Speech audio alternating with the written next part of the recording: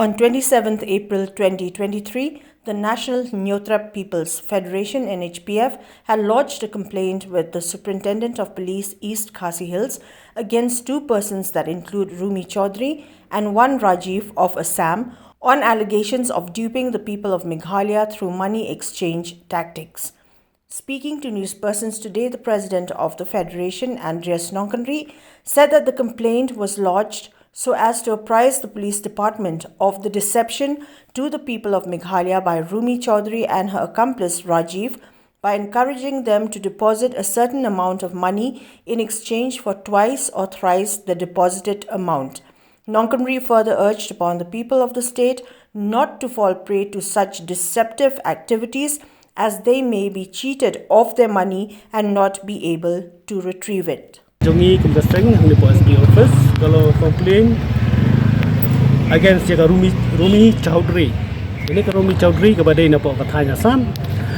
Babun nang ni ki para khasi ki jongi prado prasnam ki jongi kilangat bun hakiliang barok. Kilangat hai hajik syak thok hakapisa ya kapaki ki ong. Asilang kinyo saulak sanlang. Lame asilang arlang kinyo kunta dah hadu dah aisan lang punya kasan lang tadi ka pisah kalau enggak exchange note lani kadega pisah ke bawah kendak lah. Oh kini kalau kecik tu kumpham nomor badon kiba komplain sengi kum kaseng iwan hang ni ni kenturu ni maham ru igi pradok prasnam ki jongi ki balogi khasi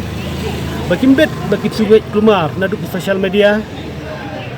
pinget ki social media pinget ki beri ki ba share niวันมันเป็นเบียกายพี่บันคอนวันยาลามยพี่บันองวันพวกอาสามแล้วเนี่ยวันทางตาทับพิซซ่าพวกกเกลลาดาพิเล่กินี่กี่บารอพิงัดกิจิงเอพี่กินี่อมได้ตั้งมันตาhari babuan na duk usia kisnam ki belarem ki belalik no sedien ibun kum kini ki belang ki fraud bawan bantok kini ki pisah bat kum juk mentaru kini ki fraud gila adon hang ne pok siliang ke jongi ke belang pok asam.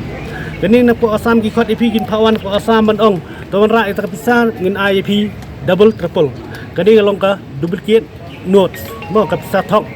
ban penyai lara pi yo makana akum kata kapisa ru lara pi warna pera perkhat pat udop usuk utu belas ni baterai nong sni nakadaw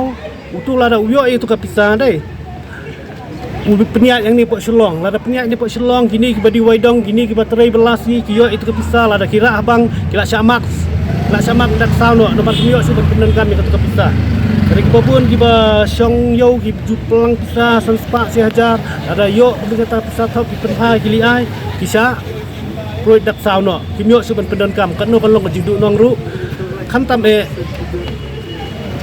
ya gitu kiba belah kam tam gitu ki dok sup dengan kenturu ya kini ki bre ki bangan atum kene ga apon ki baju belian ban dia phone begini ki bre ki baong bawan dengan IP sai pi warak silang dengan IP lailang saulang na kenturu igitu ki businessman dan ki riu pajba bekinwan cekamat monwan yang kendo yang ikum keseng beknang mengikum keseng la yang banya cekamat benesim menta banrat yang kani ka jingsneo kat kum ka jing keran bu SP menta laong akal yang bejongi la da piyo kano no kubor pentep buat CSP beknang USB undup yo benle e ka badan kam